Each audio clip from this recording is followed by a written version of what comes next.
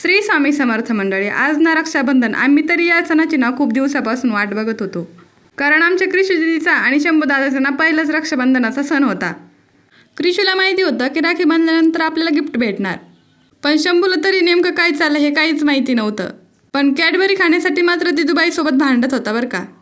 तर अशा पद्धतीने आमच्या चिल्ल्या-पाल्ल्यांचा ना पहिला रक्षाबंधनाचा सण पार पाडला. त्यानंतर आमची कृषीबाई गेली होती तिच्या काकांच्या हॉटेलमध्ये.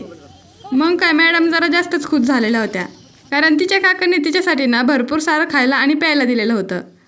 आणि आल्याबरोबर तेच आम्हाला दाखवायचं काम चालू होतं. मग मी लगेच ना सगळे पार्सल्स सोडून घेतले, कारण आमच्या जेवणाचा पण टाईम झालेला होता आणि त्यांनी फोन केलेला असल्यामुळे ना आम्ही थोडंसं थांबलोच होतो. त्यांनी पार्सलमध्ये आमच्यासाठी ना पनीर चिल्ली आणि यामध्ये ना त्यांनी सॉस वगैरे थोडंसं कमीच टाकलेलं होतं, कारण कृषू जास्त तिखट खात नाही हे त्यांना माहिती होतं. त्याच्याबरोबरच त्यांनी व्हेज पुलाव आणि काजू करीची भाजी पाठवली होती. पण मी मात्र गरमागरम सोयाबीन चिल्लीवरच ताव मारला होता आणि खरंच एक नंबर झालेली होती बरं का. तेवढंच नाही तर सगळंच ना एकदम टेस्टी होतं. दुपारून आमची बाई पण राखी बांधण्यासाठी आली होती.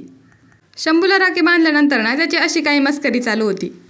आज नेमकं राखी कधी बांधायची यावरून ना सगळ्याच महिलांचा गोंधळ उडालेला होता. चौकशी केल्यानंतर कळालं होतं की दिवसभरात आपण कधीही राखी बांधू शकतो.